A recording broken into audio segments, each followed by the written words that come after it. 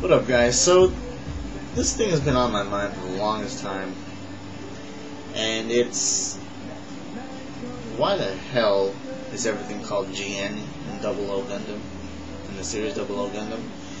It's it's kind of getting over the top after a while, and just pointless and redundant. So, I don't know.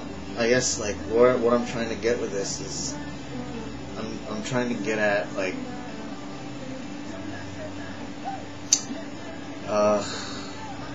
if there was anything that sounded redundant, like for example GN Claw, which I have a good explanation for.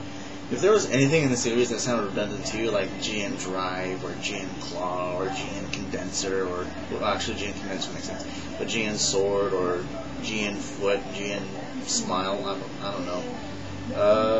Explain why you think that is. Like for me, the biggest one that really just kind of like made me want to take a designer or a developer or a creator, just take my hand, take his forehead, or not even his forehead, but the back of his head, and just, it had to be GN Claw. But after a while, and kind of not researching, but kind of just mind researching, and just kind of like, oh, maybe it makes sense now. GN Claw actually makes sense to me. Why? Like GN Claw and maybe like the GNX, and I don't know if the heads have the GN Claw too, but I think I kind of finally realized why it's called the GN Claw and nothing else on the unit has a weird name like GN Head or GN Shoulders, Knees, and Toes. So I commented on this on Canadian 316's recent reviews of the Master Grade GNX, which you guys should check out, because it'll give you a great idea and it'll probably help you decide on whether you should get the kit or not. I commented on the GN Claw saying that GN Claw makes sense because of anti-GN field purposes, if you get what I mean. From what we know, Exia was the trump card for Celestial Being in case there were any units or Gundams that used GN fields. And Exia was the trump card because it had the physical swords, which can pierce through GN fields with no problem.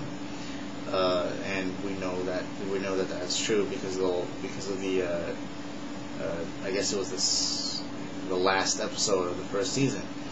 It just easily pierced through the Alvaron. Is it the Alvaron or the Alvatore? The Alvaron probably. It just easily pierced through its GN field, annihilating it, even though he used up pretty much half his armament, or all of his armament. So that led me to realize, alright, so these things are called GN swords for what particular reason? Are they GN particle infused? We don't actually know. We kind of can tell that the main GN sword was GN particle infused. The long and short blades didn't seem like they were. They were just these physical blades that could pierce through GN fields. Now, with that in mind, think about GN Claw. Just the way they're shaped, they're, obviously a claw. Now, why would it need claws? Why would it need, just, claws and not just normal hands like any other mobile suit? And that got me thinking. Maybe it's also that unit's anti-GN field thing. In case it had like a beam saber and it really wanted to pierce a GN field, maybe all it has to do really is extend its arm a little bit, and then the claws, because when you close the hands, the claws are actually connected to the top part of the fingers, not at the end of the fingers, but the top part, and so the thumb.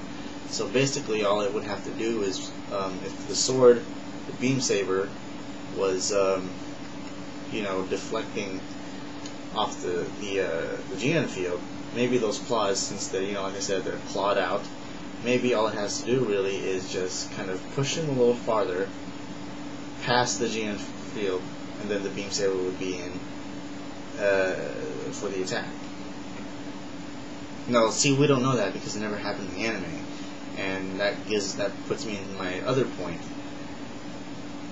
It's not exactly one of those redundant things, but it does make sense if you look at it the way I saw it. Because just because it was named a GN Claw, and just because we don't see it doesn't mean it's not a function. My example to kind of support that is Strike Noir's beam cannons on its wings, or on its Noir pack, or whatever the hell you want to call it. They're on the model kits, but they actually were never used in the OVA. So it's one of those, it could be one of those things, a feature that was specifically for a certain mobile suit. It's there, but it was never used. Another example, also in 00, Mr. Bushido, his GN drives, his binders in the back, the ones that go vertical, have the little blasters, the Vulcans on them. Did he ever use them? No, but they're there. So there's that. So do you guys agree with me that that's why the GN claws are called the GN claws?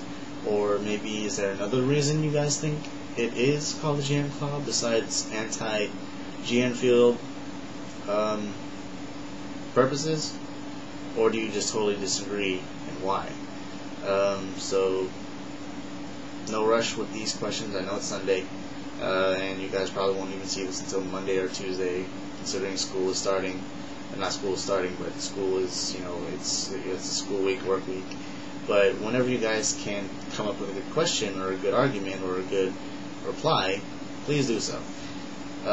Anyway, this is my second video. I'm going to go to Z the MC. If you guys have that channel, you should.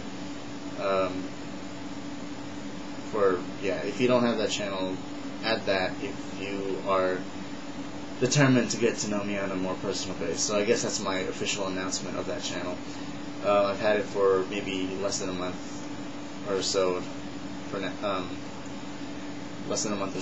already. So people are slowly adding on to it, and that's good because it's just more for a personal thing. If you guys want to get to know me on a more personal level, check it out, Z the MC. You'll probably see me around anyway. So responses to this question, text, video response, whatever, send them to me. Alright, peace.